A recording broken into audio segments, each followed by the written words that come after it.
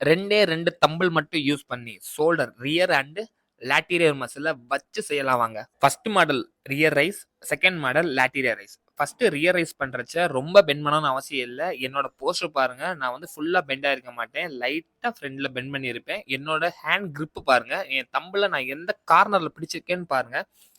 15 count rear rice பண்ணணும்.